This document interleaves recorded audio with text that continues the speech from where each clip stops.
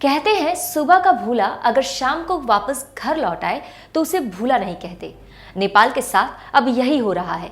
कल तक अयोध्या को अपना बताने वाली, कोरोना के लिए भारत को जिम्मेदार ठहराने वाली और भारत के काला पानी और लिम्पिया धुरा पर अपना दावा करने वाली नेपाली सरकार अब भारत के प्रति नर्म और चीन के प्रति सख्त रुख दिखाने लगी है, या कहिए कि अब उसने भारत के साथ मिलकर चीन के खिलाफ युद्ध का ऐलान ही कर दिया है।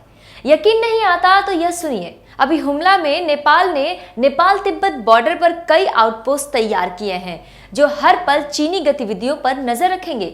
हुमला वही जिला है जहां कुछ दिनों पहले चीनी अतिक्रमण का मुआयना करने गए नेपाली दल पर चीन ने टीयर गैस के गोलों से हमला कर दिया था। अब लगता है कि चीन की ऐसी दोस्ती से नेपाल का पेट भर गया है। सिर्फ इतना ही नहीं, हाल ही में यह खबर आई कि भारत के थल सेना अध्यक्ष जनरल मनोज मुकुंद नरवणे नेपाल के दौरे पर जाने को तैयार हैं। यूं तो यह दौरा फरवरी में ही स्वीकृत हो चुका था, परंतु वुहान वायरस के बढ़ते प्रकोप के कारण इसे रद्द करना पड़ा था। लेकिन अब ऐसी कोई समस्या नहीं है और जनरल नरवणे नेपाल दौरे के लिए बिल्कुल तैयार हैं। इस दौरे में वे न केवल अपने नेपाली समकक्ष से मिलेंगे, अपितु उन्हें राष्ट्रपति विद्यादेवी भंडारी द्वारा नेपाली सेना प्रमुख के मानद पद से भी सुशोभित किया जाएगा।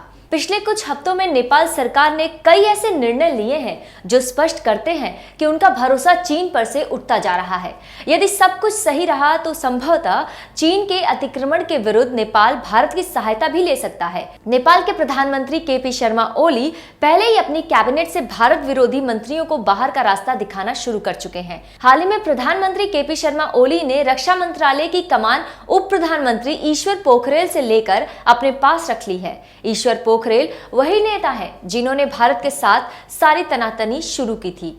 हिंदुस्तान टाइम्स के रिपोर्ट के मुताबिक नेपाल के प्रधानमंत्री केपी शर्मा ओली ने अपने रक्षा मंत्री ईश्वर पोखरेल को कैबिनेट विस्तार के दौरान हटा दिया है, जिन्हें चीन का समर्थक और भारत का धुर विरोधी माना जाता है।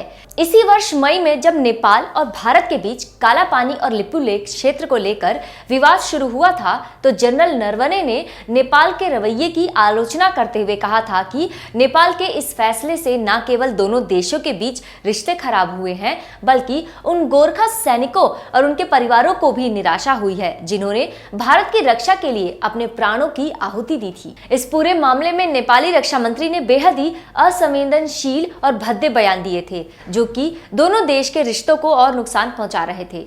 ऐसे में एक और जनरल नरवणे के दौरे से पहले नेपाल के बड़बोले रक्षा मंत्री को पद से हटाना और उसके अलावा नेपाल तिब्बत बॉर्डर पर चौकियां तैनात करना इस बात का संकेत देता है कि अब नेपाल चीन की जी हजूरी करके अपने आत्मसम्मान से कोई समझौता नहीं करेगा और इस काम में भारत एक सच्चे पड़ोसी की तरह उसका साथ देगा।